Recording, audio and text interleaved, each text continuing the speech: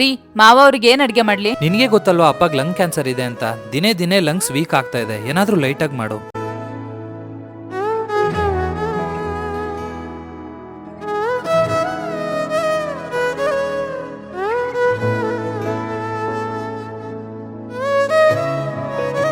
ಏನ್ರಿ ಚೆಕಪ್ ಅಂತ ಕರ್ಕೊಂಡು ಹೋಗಿ ಡಾಕ್ಟರ್ 3 ದಿನ ಅಡ್ಮಿಟ್ ಮಾಡ್ಕೊಬಿಟ್ರಲ್ರಿ. ನಾನು ಎಕ್ಸ್ಪೆಕ್ಟ್ ಮಾಡಿರ್ಲಿಲ್ಲ ನಯನ. ಹಾಸ್ಪಿಟಲ್ ಬಿಲ್ಸ್ ಎಲ್ಲ ಎಷ್ಟು ಹೈ ಇದೆ. ನನ್ನ ಹತ್ರ ಬೇರೆ ದುಡ್ಡಿರ್ಲಿಲ್ಲ.